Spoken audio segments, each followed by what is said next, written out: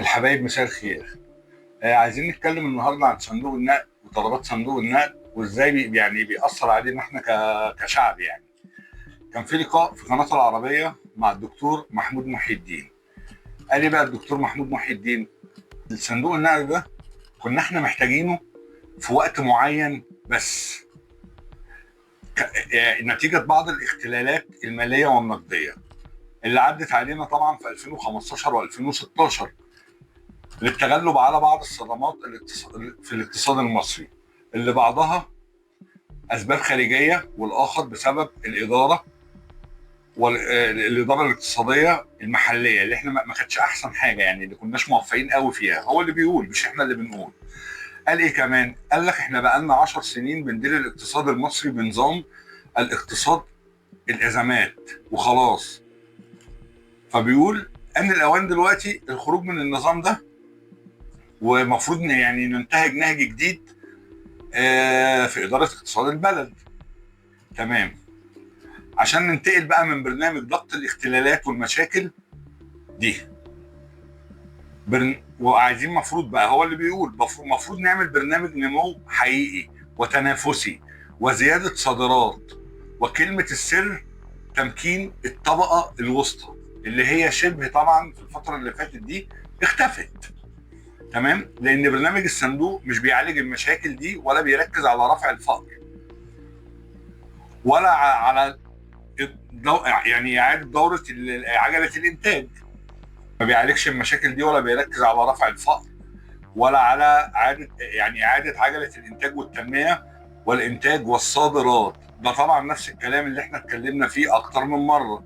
الفرق بين الاقتصاد التمويلي والاقتصاد الحقيقي، وإن الصندوق يعني ما بيعدلش الحتة التمويلية، يعني قصدي يعني ما بيظبطش الاقتصاد، هو بيديك بس تمشي نفسك اليومين دول.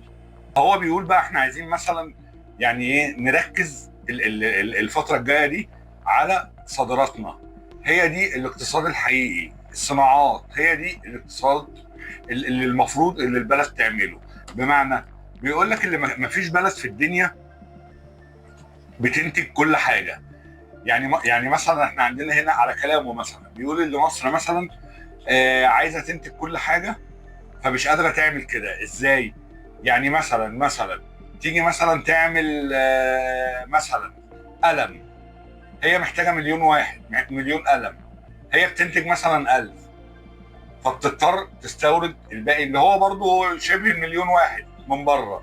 فبيقول لك الكلام ده مثلا ما ينفعش. المفروض تركز مثلا، يعني عشان يبقى في اقتصاد قوي المفروض تركز على 10 حاجات تبتدي تعملهم. ايه هم مثلا 10 حاجات؟ مثلا يعني بدل ما هي مشتته في كل حاجه، المفروض تعمل ايه؟ مثلا هنعمل مثلا مصنع، مثلا يعني مصنع ملابس.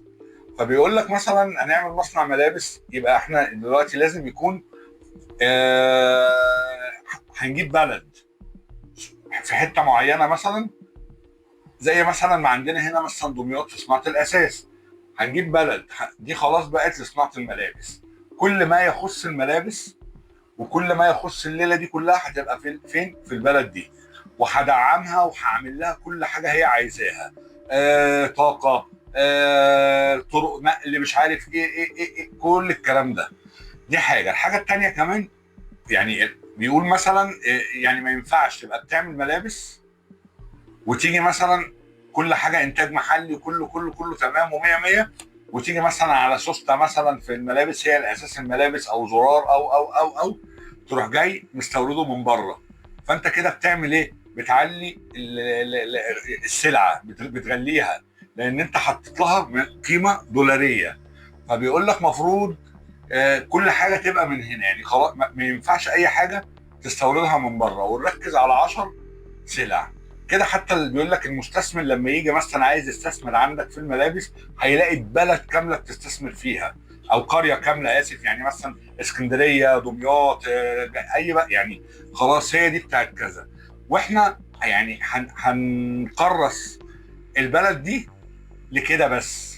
فبيقول لك مثلا لازم يعني مصر تركز مثلا على 10 سلع، خلاص هي ما تنتج، مش بتنتجش غيرهم، لا تنتج حاجات تانية عادي في الطبيعي يعني، بس هي دي اللي تحط كل حاجتها فيها. كده بيقول لك انت بتعمل اقتصاد فعلا محترم واقتصاد تمام. زي مثلا يعني ده من عندي بقى، يعني مثلا زي مثلا انت بقول لك ايه، تعالى مثلا شوف فرنسا مثلا، عندها كم مصنع مش عارف ايه، واللوي فيتون مش عارف، والحاجات اللي هي بالكو فيها دي، وشنط ايه وبتاع ايه، مكتسحه بيها العالم وتمام، واقتصادها كله قايم عليها. تعالى مثلا نروح المانيا، عندها طبعا صناعات كتير وماكينات وبتاع، بس مثلا تيجي تبص على الحاجات اللي هي من فوق كده ولا حاجه، هتيجي تبص على صناعه السيارات، مرسيدس وبي ام ومش عارف وجولف واوبل، هتلاقي برضو مكتسحه في عليه. تعالى مثلا ايطاليا، برضو في حاجات معينه كده وبتاع، في اللبس، وفي اسبانيا عندها زارا، عندها مش عارف، يعني كل بلد لازم عندها حاجه ركزت فيها قوي ودعمتها قوي لغايه ما اكتسحت العالم. هو ده يا جماعه اللي احنا، هو ده اللي احنا بنتكلم فيه، وهو ده اللي احنا المفروض نعمله. في ناس طلعت هجمتنا وقالت لك يا جماعه احنا في حاله مش عارف حرب ايه، وفي حاله. طب يا جماعه، هي الحاله اللي انتوا بتتكلم فيها دي، ولا حاله الحرب دي، ولا مش دي المفروض تبقى عامل حسابها؟ يعني الوقت ده المفروض طب افرض دلوقتي حصل لا قدر الله اي حاجه من الحاجات اللي انتم بتقولوا عليها دي وبتاع، والناس اللي هتعمل ايه؟ هتروح بقى للدول تقول لها والنبي اديني مش عارف ايه، والنبي اديني ايه؟ لازم انت لازم انت تكون جاهز للكلام ده. يا جماعه في طبقه كلكم عارفين يعني، وكلنا كنا منها. في الطبقه المتوسطه دي شبه اختفت خلاص. ما بقاش عندنا هنا في مصر، انا اسف، غير الغني قوي، حتى الغني اللي هو العادي ده ما بقاش يعني، ما بقى عادي بقى. يعني الغني بقى طبقه متوسطه. النهارده بقى يا مالتي ملياردير، يا فقير. خلاص الطبقه المتوسطه دي اللي هي كانت شايله البلد شبه اختفت.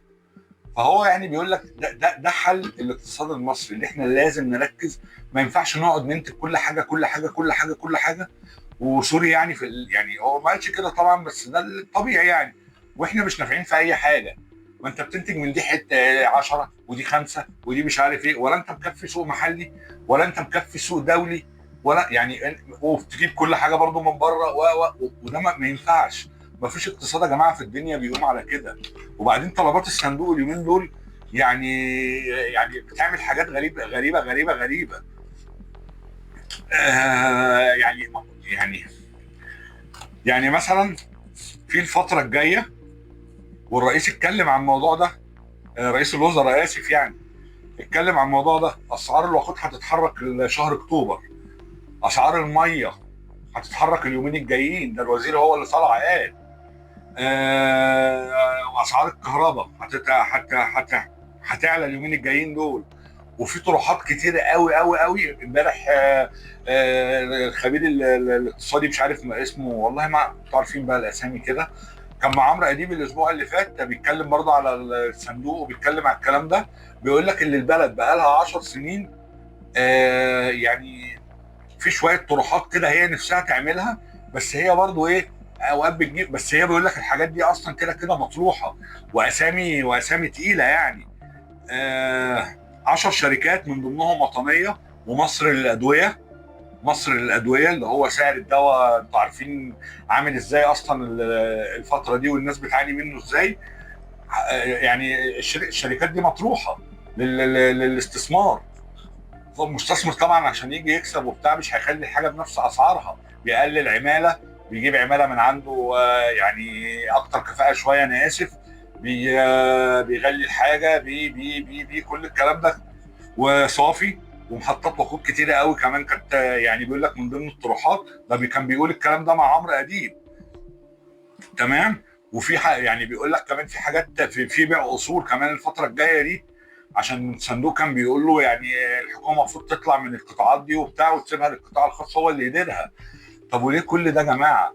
ده الاحصائيه طالعه اللي بيقول لك 43% من الناتج المحلي المصري رايح فين؟ رايح فين ها؟ قول. رايح لفوائد الديون، مش الديون الاصول، لا، للفوائد. 43% من الناتج المحلي رايح لفوائد الديون.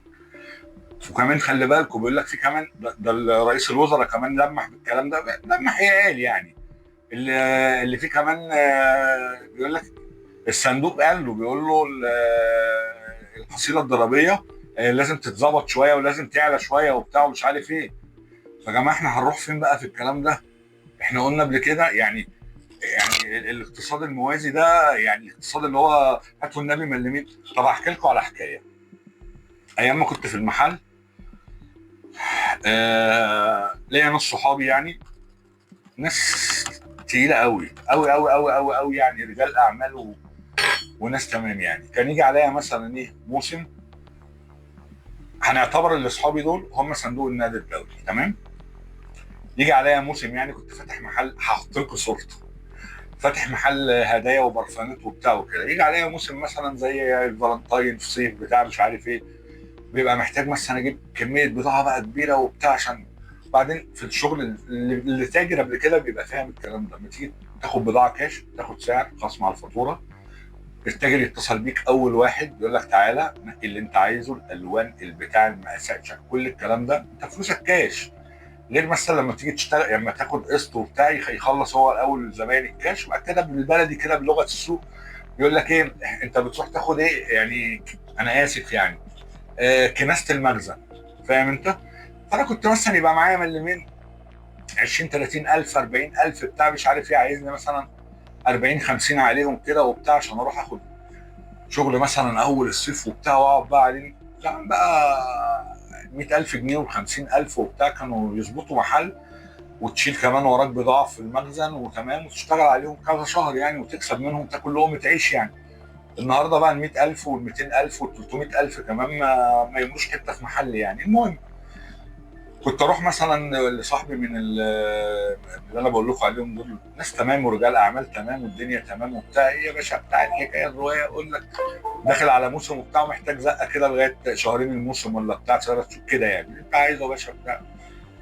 ماشي، الو، عدي على الحسابات كام، عايز 50,000 مثلا، تمام.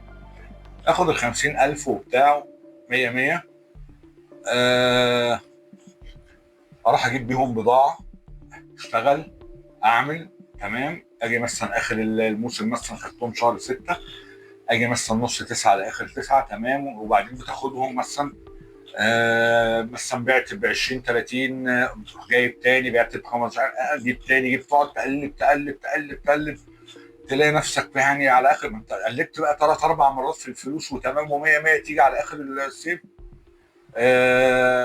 تمام باشا، الف شكر بتاع فلوس و 100 100 حبيبي اللي انت عايزه وبتاع، تؤمر مش عارف، خلي بقى الكلام بقى بس يشكر طبعا و100 100 حلو. ليه انت بتعمل كده كده؟ انت دلوقتي بتاخد الفلوس عشان تستثمرها، تمام. يعني انا دلوقتي مثلا بيصعب عليا اقول كده بس ماشي، يعني مثلا محل مش موجود سبته يعني ظروف صحيه وكده الحمد لله، ما اقدرش مثلا دلوقتي وانا مثلا في الشغل وبتاع وكده اروح اقول له مثلا كنت باخد 50,000 بقلب. ليه؟ انا عندي محل في ظهري وبتاع وتمام و100 100 وكده. النهارده ما ينفعش اروح اقول له هات 2000 جنيه مثلا، يعني هات خمسه، هيديني مفيش مشكله، بس هو بينه وبين نفسه طب هتسدهم منين مثلا؟ هم مش هيفرقوا معايا كده كده، بس انا كايه، كواحد عنده برضه ذوق يعني، عنده نظره يعني، عيب بستعيب يعني. الاول كنت راح اخد بال 40 وال 50,000 وال 30,000 وبتاع عشان خاطر انا شغال يعني، فاهم انت. النهارده مثلا في ظروف معينه ما اقدرش اروح اقول لك هات 2000 جنيه.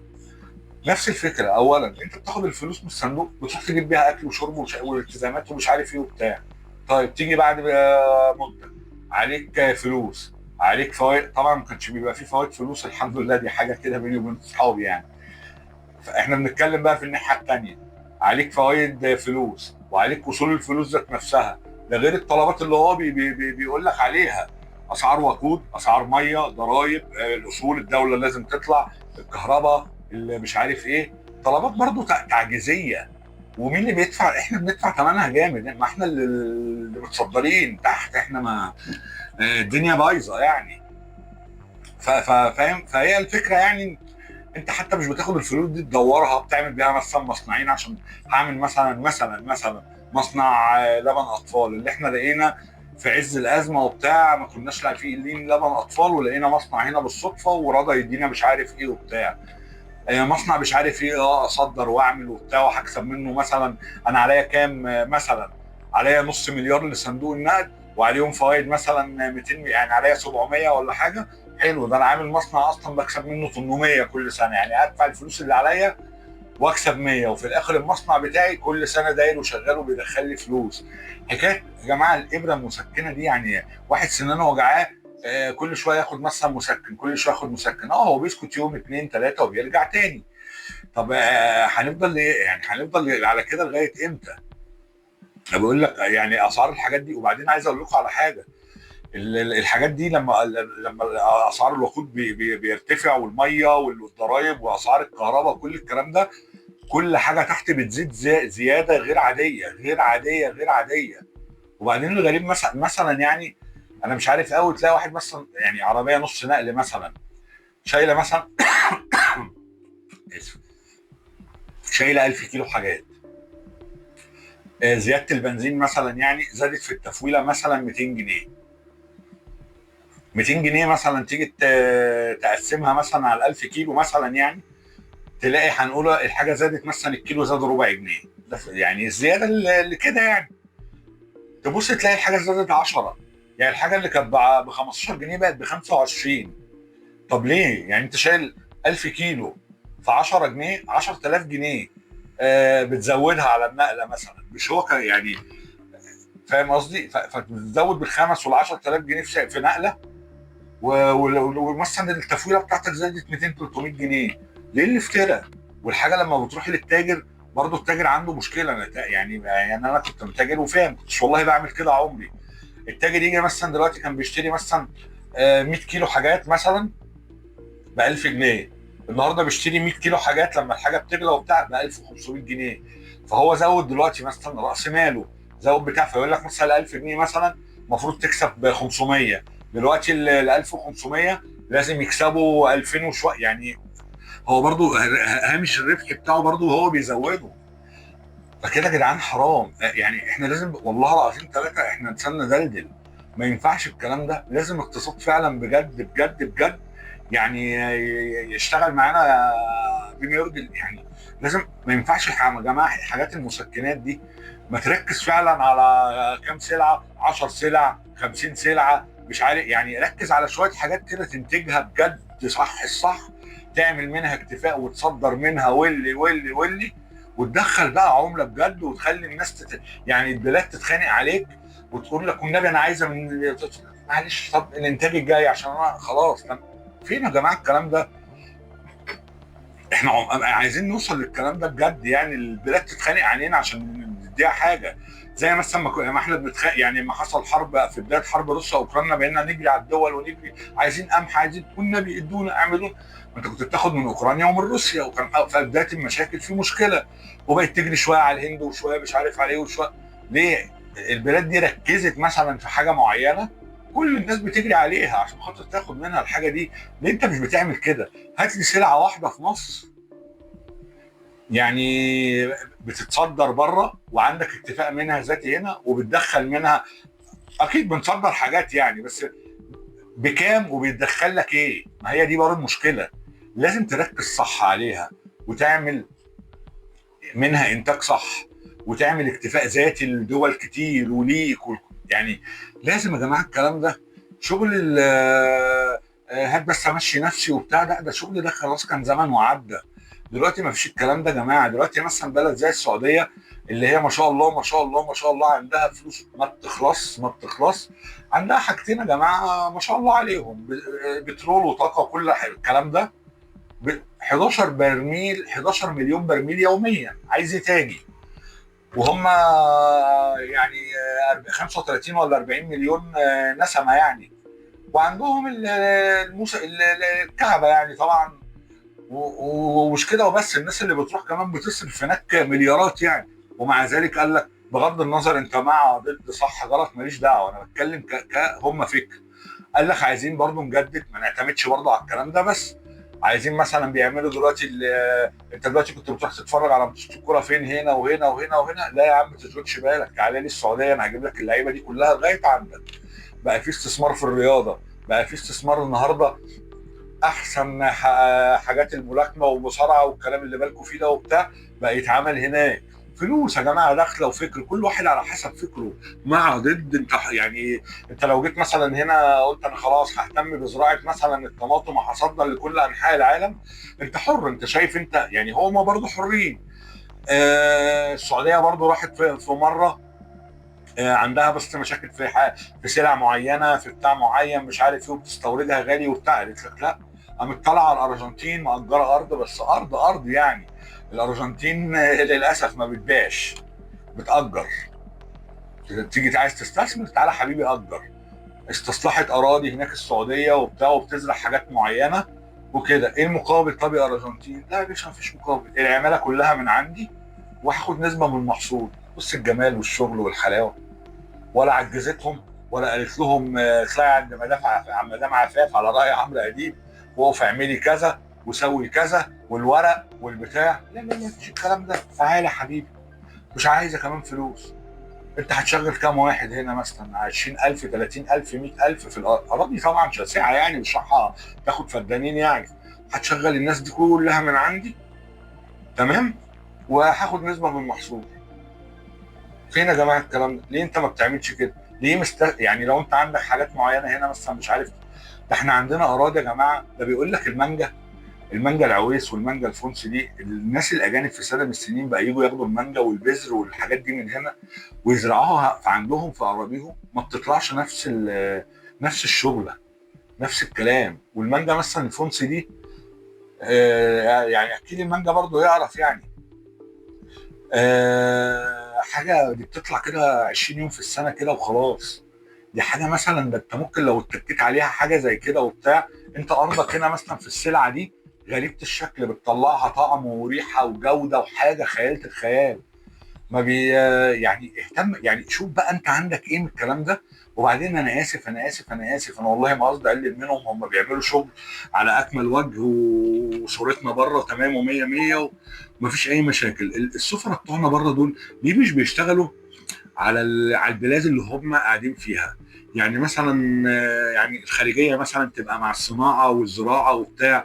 بقول لك ايه، انا عندي مثلا في الاكوادور، في مش عارف في ايه عندهم نقص في كذا، ايه رايكم نعملوا كذا ونسوي كذا ونبعته؟ انا اقدر اخلص الموضوع ده هنا مع الوزاره، ليه الوزارات دي مش بتعمل كده مع بعض؟ قنوات مفتوحه كده، وده يشتغل وده يعمل وده يبعت وده مش عارف ايه. يعني تشوفوا كده السلع اللي عندنا اللي الناس دي. انت عايش يا سياده الوزير في السفير اسف بتاعنا، عايش بره وعارف ايه الاكل اللي هم بيجيبوه ناقص عندهم، ايه السلع اللي هم هيموتوا ويتجنوا وبتبقى شحه، ايه اللي مش عارف. يا عم ده حتى لو بعتنا عيش من هنا، ده أنا سمعت في واحد بيبعت عيش بقى ما شاء الله. يعني فكره خارج الصندوق، ليه يشتغل؟ اعمل الكلام ده. جماعة البلاد حوالينا كلها بتتغير كلها، يعني مش عارف اقول لكم ايه النهارده. يعني بلاد يا جماعه ما كناش بنسمع عنها على الخريطه، النهارده بقى ليها وزن وبقى ليها. تعالى شوف النهارده سنغافوره عامله ازاي يا جماعه، واقل مننا كانت رايحه في داهيه وطالعه من 100 حكايه و100 قصه و100 بتاع. يعني في بلاد حوالين واقل من كده كمان وبتاع. وانا اسف مش عايز اتكلم على دول عربيه ودول خليجيه، النهارده بقوا في حته ثانيه، مش عيب ولا حرام ولا بعيد فيهم. ده انا بالعكس، دي حاجه تشرفهم لما واحد يطلع يقول لك ده انا كنت شغال كذا وشيال والنهارده بقى صاحب. دي حاجه تشرفهم. انا مش يعني الناس اللي بتتفرج عليها من خليج ولا حاجه ما يزعلوش، دي حاجه يعني تشرفك وفوق راسك اللي بلدك كانت كده وبقت كده، دي حاجه كويسه. احنا ليه يا جماعه ما بنقفش على عيوبنا بجد يعني، ونقول احنا عندنا عيب في كذا، وده شغال غلط، وده عامل كذا، وده مسوي كذا. ليه بنتفنن على طول في الحاجات اللي مش كويسه؟ ليه مثلا يعني؟ لازم يا جماعه بجد نشتغل بجد، ولازم كلنا يبقى قلبنا على قلب بعض. ولازم يعني الغلو اللي جاي ده في عز الظروف اللي احنا فيها، ودخلة المدارس والمصاريف اللي غالت والكتب اللي اجباري وكل الكلام اللي احنا اتكلمنا فيه قبل كده ده. وكمان هتغلي النهارده اسعار، يعني شهر 10 خلاص، ده سياده رئيس الوزراء اللي قال. وان شاء الله تبقى اخر زياده، وانت لو احتجت 2 3 مليار تاني بقى من صندوق النقد وقال لك غلي واعمل وبتاع، هتقول له ايه؟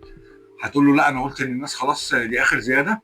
انا اسف يا ست الوزير، برضه هتغلي الكلام ده غصب عننا وبتاع، وعشان تاخد الملمين تمشي بيهم حالك كام شهر كده ولا كام بتاع وخلاص. وبعدين ده انا اسف يعني، ده انا سمعت ال المبلغ اللي جاي مش حاجه، ده 200 مش عارف 300 مليون 300 مليون دولار يعني. يعني يا جماعه بقى كفايه قروض وكفايه ونشتغل وريد بجد، لان الموضوع كده يعني بقى مش لذيذ معانا ومش لذيذ معاكم. وانتوا كده يعني، انا اسف بلا انجاز. هو ايه الانجاز اللي انا اخد مليمين من حد اجيب بيهم سلع للناس تاكل بيها وتشرب بيها، وبعدها بكام شهر ارجع تاني لنفس نفس الجره، وصندوق النقد يتعنت معاك في حاجات وبتاع، وتضطر تروح لدول والنبي مش عارف ايه، انا ناقص عندي، انا عامل عندي لا، ما كده ده حرام والله، حرام ليكوا كمان انتوا ده كده يعني. انا اسف يعني، مش هيبقى في اي انجاز لحضراتكم خالص في الكلام اللي بيحصل ده يعني. فيا ريت يا جماعه يعني يعني نشتغل بجد بجد بجد على اقتصاد يبنينا بجد، وفكنا بقى من صندوق الدولي الجميل الحلو، ونشتغلوا بقى بما يرضي الله بجد. اه بالحق كنت عايز اقول لكم على حاجه. كان في حاجه في بالي كده وانا قاعد في مره، جالي كده ايه ذكرى كده في دماغي كده وبتاع. ف يعني كان زمان بقى ايام الطفوله وبتاع، كان في قصه حب ومش عارف ايه وبتاع، وفي قصيده كده مش قصيده يعني، جواب كنت كاتبه الحته يعني، حاجات من كده يعني.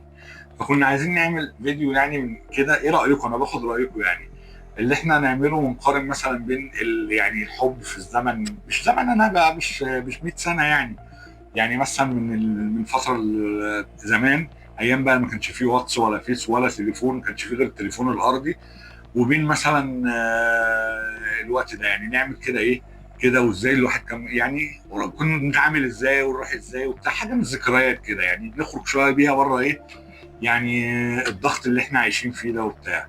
لو تمام اوكي يعني، حابين حاجه زي كده، انا باخد رايكم طبعا الاول، انتوا اخواتي وحبايبي فوق راسي يعني. يا ريت تشاركوني رايكم في الكومنتات.